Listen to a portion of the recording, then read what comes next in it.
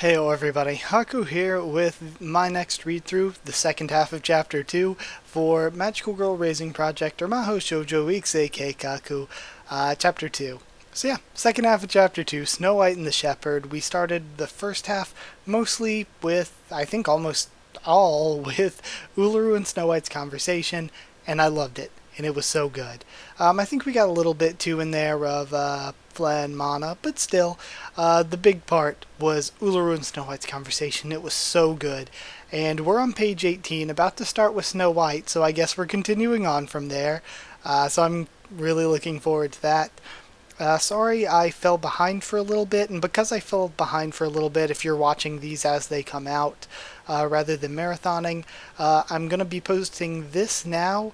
And also this week, before next Friday, I will be posting part 1 and part 2 of Chapter 3. So we'll be having 3 this week, and then next Friday, hold on, let me look at the calendar here. Friday the 17th, I'll be posting the first part of Chapter 4. So before the 17th, you'll be seeing both parts of Chapter 3. So, either way, let's continue on reading here. Page 18 of Chapter 2 with Snow White. Alright. After Uluru left the room, Snow White took a deep breath. She bit her lip. Why is it that whenever someone's life was in danger, or someone had a huge misfortune fall upon them, that they kept trying to stick to Snow White? Driving people away seems to be the only way to keep them safe. Thinking about Ripple hurt Snow White, and knowing that she must have been manipulated hurt her even more. It got so bad that she just wanted to be away from most people, for their sake more than her own. She got into a fight with Uluru, but that girl was much stronger than she gave herself credit for. Even when things are desperate, Uluru was thinking of the memories of her sisters. That was what Snow White heard in her heart. Magical girls are kind, beautiful, and pure beings. That was what Snow White thought once. She knows now that those are just naive fantasies. But Uluru's resolve, that was what being a true magical girl was about. Oh, I love Uluru so much. The willingness to protect those you care about, regardless of what happens to you, that was exemplified by La Pucelle. The ability to... Oh man, I'm tearing up. And I just started reading. The ability to see people for what they could become, even when they were at their worst. That was exemplified by Hardcore Alice. The resolve to let no evil deed go unpunished, no matter what the cost. That was exemplified by Princess Inferno. That was what being a magical girl meant for Snow White. Now, Uluru was at her lowest. Uluru was trying to get back up, and Snow White was supposed to be these people for her. Uluru reminded her of that. Uluru reminded Snow White of herself. Uluru reminded Snow White of what it means to really be a magical girl. Why Snow White kept fighting all these years. Snow White didn't want to betray the expectations of those that died, both for or because of her. Snow White couldn't betray the expectations that Uluru had of her. Footsteps. She heard someone coming. She felt a cold chill on her spine. Someone was almost here. She could hear the voice of their heart. Concern for the land of magic. This person wanted to save it. So why does Snow White feel a sense of dread? Puck Puck. Snow White remembered the words of the Osk faction magical girl, how Puck Puck's powers worked. Oh yeah, Hamuel. So long as she doesn't see her, everything will be fine. Snow White kept her eyes on the floor. The door opened. She heard footsteps. Puck Puck was smiling at Snow White. Snow White didn't see her face, so why can she feel her smile? Some kind of illusion. Good evening, Snow White. Puck's voice deepened the illusion. Snow White's chest began to hurt. It cramped up. Her heartbeat was rising. Oh, because she's trying to fight it. Snow White began sweating. She grabbed her chest. Does her power work through her voice, too? You know, I've always wanted to talk to you about how you defeated Grim Heart. No one else was able to do something like that. You know what that means? It means you're special. You're super special. Not to mention super cool for being able to beat her. Wonderful job, Snow. And it makes it even more terrifying that she's thanking her because Grim Heart was pretty much made as the counter to Puck Puck's abilities. And now that she's been taken out, even though I don't believe that, Puck Puck doesn't have to worry about the person who has the counter to her abilities. Puck's praise entered her mind. Snow White felt pleasure washing over her. Every word of praise that Puck spoke made her happy. She was happy. Praise me more. She wanted Puck to say good things about her. For some reason Puck's praises were something she never realized she wanted. Let me serve you. She wanted to make Puck happy. Puck deserved all the happiness in the world. She thought of these things, but still kept her eyes to the ground. Puck stood in front of her. Hey Snow, I really think we could be good friends. And of course she talked about how using her power too much can destroy someone's mind, so that gives us a clue that there are levels to how hard she can use her power. And she's probably using it really, really powerfully on Snow White because she knows that Snow White is going to be somebody who can resist it more than others. Again, which is one of the reasons why Uluru is breaking free, is because she's probably like, Uluru's the most loyal to me, I don't have to worry about her. And because she isn't worrying about Uluru, Uluru is sort of becoming more and more free to see what her control is like. I want to try being friends with you. Start over. Let bygones be bygones. So please, let me get to know you better. Let's be friends, Snow. Everyone's here. It'll be so much fun. Puck wanted to befriend Snow White. Fun? Will it really be fun? Hey, I know what'll seal the deal. You know Shadow Gale, right, Snow? She's my friend too. She's right here with me, right now. Oh, you two are gonna get along so well with each other. It'll be so much fun. You'll be friends, won't you? Won't you? Shadow Gale, the Black Nurse Magical Girl that Snow White met before. She's here too. If she's here, then everything's okay, right? Shadow Gale is friends with Puck. I can be friends and have fun with Shadow Gale, right?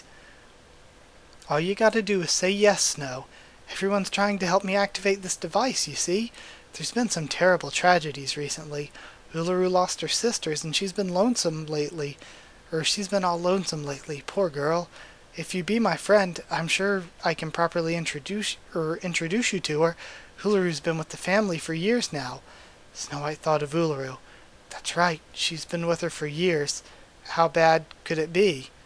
Yeah? Snow? Snow White was looking at the floor. Sweat was pouring from her forehead. Her heart rate's rising, and her body was heating up from the stress. She was gritting her teeth. She couldn't speak. It was taking all her energy to not look up. But there's a beautiful girl right in front of me. Why do I have to stare at this boring, ugly floor when there's a beautiful girl waiting for me? The pain was too much to endure. Puck touched Snow White's shoulders and smiled at her. Snow White looked up.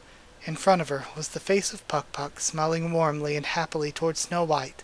Upon seeing her face, Snow White's cheeks began blushing and her heart rate sped up. Snow White's eyes widened. Her heartbeat calmed down. Snow White's eyes were filled with nothing but bliss and joy, and a smile slowly formed on her face. Okay, let's be friends, Snow White said happily. Really, yay, I'm so glad you reconsidered. It's going to be great to have you on the team, Snow. Lady Puck? Yes, Snow? Uluru, oh my god, no, she's telling on Uluru. Uluru wanted to sneak me away from you earlier. She's off to get my stuff and packing my bags. If I ran away, I wouldn't be able to help you, so I decided to tell you this, but please go easy on Uluru, okay? I feel really bad for her, said Snow White. Oh my, Uluru's become a bit mischievous, huh? Don't worry about her, Snow. Gosh, this is so crazy. I love how powers are so well written and so well used in Magical Girl Raising Project. More than any other series I've seen, are powers well written. I have to repay my debt to Lady Puck. I should tell her everything, then she'll be happy. If Lady Puck is happy, then I'll be happy too. Lady Puck? Yes, Snow. Make me more useful, please. Don't worry. Everything's all planned out. You'll be very useful, Snow. Hearing her reassurance made Snow White very happy. This was the first time she's felt this happy in forever. Lady Puck, where are my belongings? Could you get them to me? I want to help you as much as I can. Oh, you want me to go get 'em? What's in your stuff, Snow? Fall is there, Lady Puck. He's a really good cyber fairy, honest. He's the best cyber fairy you could ever ask for. He's a really good friend. I miss him so much, and I'm sure he'd be just as happy to help you. Yeah. Could I see him again? Of course, Snow. Now that you say it, it all makes perfect sense. I'll go get your stuff soon. Puck rubbed Snow White on the head, and Snow White replied by giggling and grinning happily. I knew it was a good idea to use my magic on you, Snow. Thank you. Oh, what for? Thank you for using your magic on me. Thank you for befriending me. Ehehe, you're just too important to leave out, Snow. I'm super glad we're friends now. And now we're going to Uluru. The warmth from where Snow White grabbed Uluru's hand began to cool again. Uluru didn't want it to go away. It's been so long since she felt the touch of a person who cared for her. Sarami was gone and Sachiko was gone, but Snow White is still here. She was in trouble. She needed help. That's what magical girls do, right? They help people. Uluru's going to become that kind of magical girl. She's going to help her. She made her way past the magical girls that were working in the main hallway of the manor. There were several warehouses behind them. Those are the places where Uluru should look first. A variety of magical girls arrived on the location. Some of them came to have fun, some of them came on Puck's orders. Warehouse 3 wasn't as guarded. However, it was locked, a padlock that Uluru had to break open somehow. She took out her popgun rifle. With the butt of the rifle, she bashed open the padlock. 1, 2, 3. Finally it broke. Uluru gained entry to Warehouse 3. Now, to find where Snow White's bag was. She searched through the items until she found what seemed to be a bag with a star on it. Rummaging through it, she saw Snow White's magical phone. Uluru grabbed the phone and turned it on. A stereoscopic image of a cyber fairy popped out of the phone. What happened, Pone? Where am I, Pone? Shh, be quiet. I'm here to rescue you. Uluru heard footsteps and shouting. Magical girls were running over to them. She heard some of the girls talking. Find Uluru. Take her in alive. Don't hurt her, but capture her. Uluru gulped.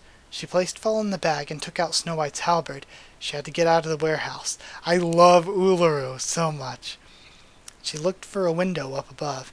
The halberd should be able to handle it. These magical girls had found out that she was trying to escape. How would they know? Uluru only told Snow White. She climbed anything she could to reach the windows, and when she did, she smashed it open with a halberd. In the rush of her escape, the halberd got caught in the window. Uluru screamed out in rage and tried to pull it back, but then she tripped out the window. She fell, and Snow White's magical phone popped out of her bag. Fall showed up again. What are you doing, Pone? Shh! Uluru picked up the noisy fairy and placed it in the bag. There was no way to get back to the manor now. If Uluru snuck around, she'd eventually get caught. Shit. Fuck. Damn it, Sachiko. Why did you have to escape? Sachiko. Uluru instinctively blamed her sister. Premium Sachiko had a 4-leaf clover motif, the motif of luck, though usually she brought bad luck instead.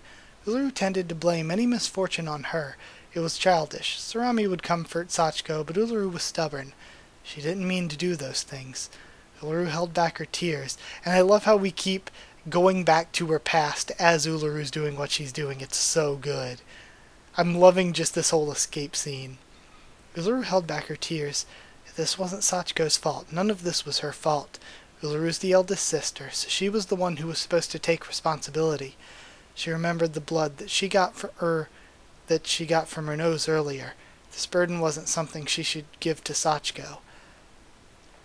Okay. Uluru had to take responsibility too.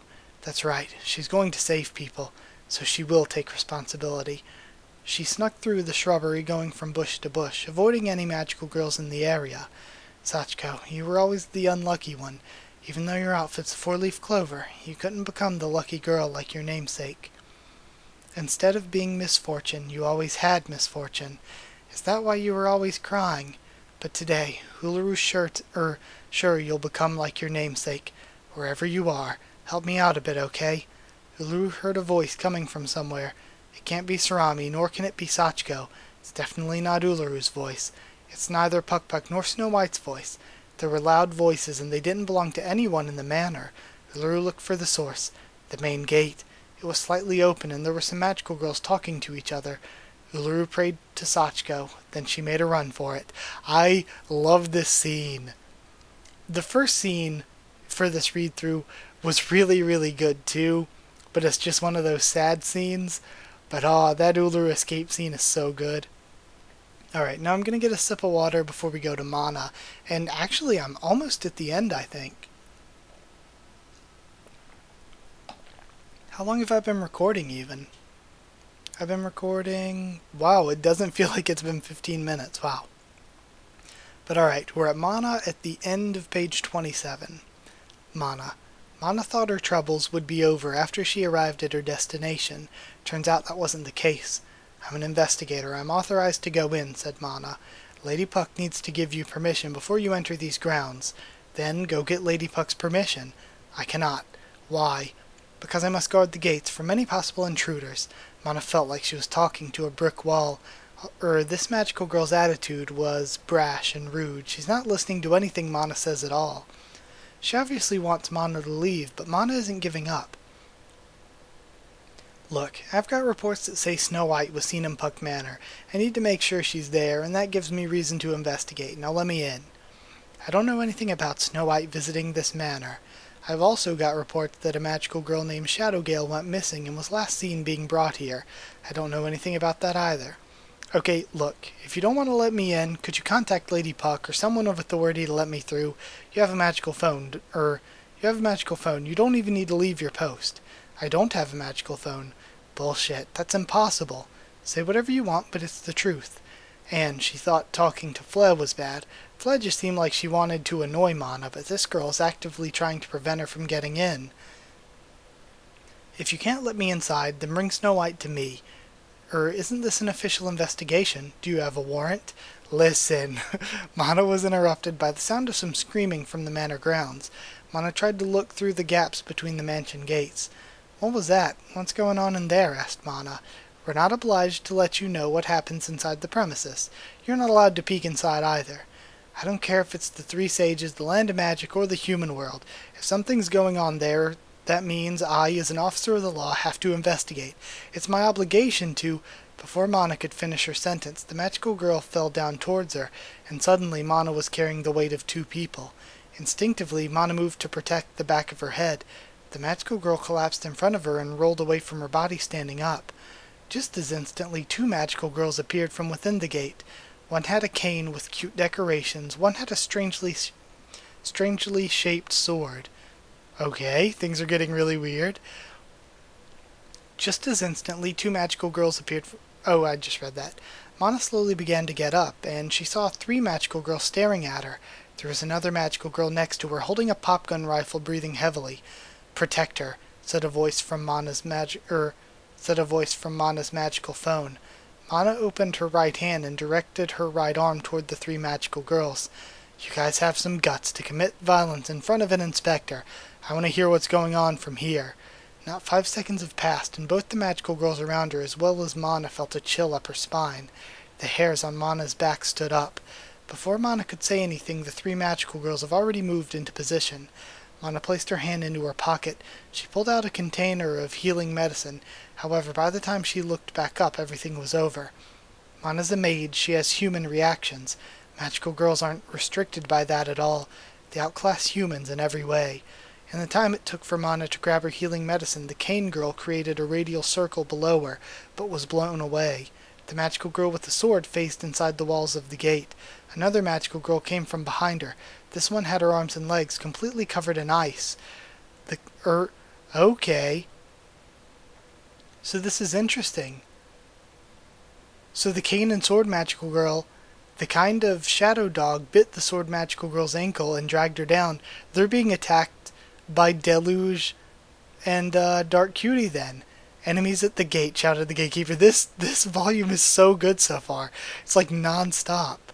Just then, the ice magical girl with the trident rushed toward the gatekeeper.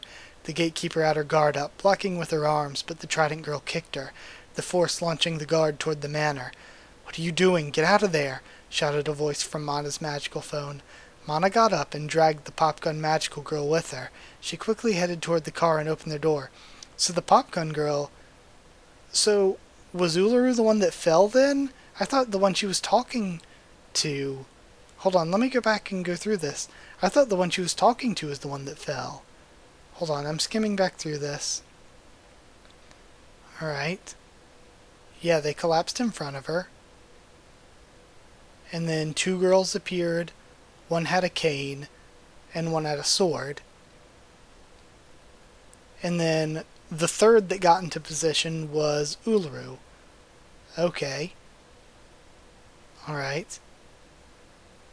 So then the two got attacked by Deluge and Dark Cutie, and I guess she just grabbed Uluru, but it doesn't seem like Uluru was the one that fell. I think Uluru was just... Maybe Uluru was being chased by those two, but I thought the one that fell was just the one that was talking to her, that was stationed there. Either way. Okay. Right. What are you doing? Get out of here, shouted a voice from Mana's magical phone. Alright, Mana got up and dragged the hand of the popcorn mat. Okay, dragged her hand. Okay. Never mind. I thought it just said that she dragged her, but no, she dragged her hand, so she's just going with her. She quickly headed toward their car and opened the door. Various magical girls came out of Puck Manor to join the fight. Looking back, Mana saw black-winged creatures in the sky. Homunculi. She saw a dark magical girl's shadows coming out of her body, landing on the ground. Blasts and gunshots and blades were heard.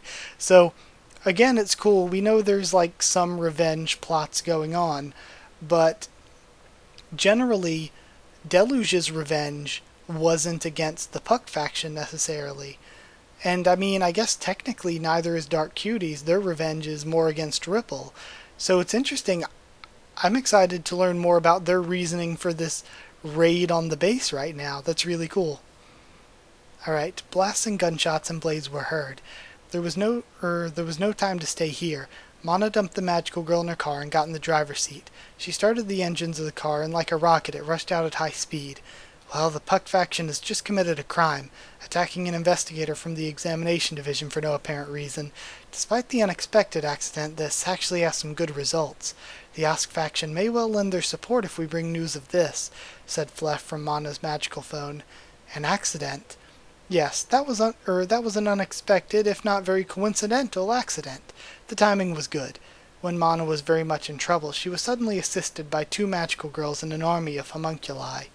They only showed up after the gatekeeper began acting aggressively to her.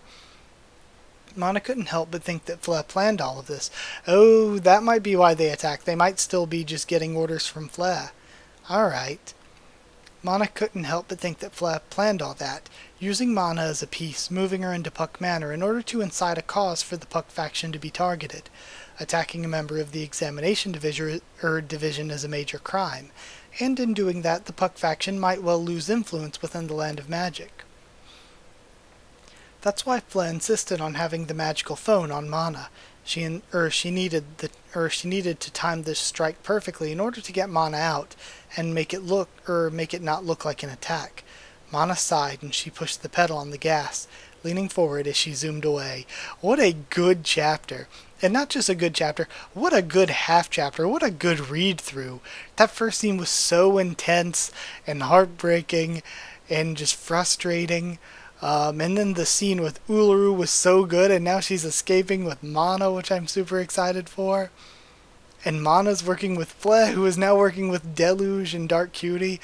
I love this. I love all these characters coming together, even though I'm scared for their lives. That's so good. And again, powers like Puck's being written so well. I've said this before, but especially in the fights, but just in general, powers in Magical Girl Raising Project are written more well than I've seen in any series. So yeah, I loved it. Like I said, before next Friday, you're going to be getting 2 more videos, the first half of Chapter 3 and the second half of Chapter 3. So yeah, like, comment, subscribe, follow on Twitter if you want. If you want a link to the Discord server, ask and I'll give you one. And if you want to help support the channel on Patreon so I can continue to make these videos, patreon.com/Haku of the Tubes, or a link will be in the description. That's it. Thank you for watching, and I'll see you all next time.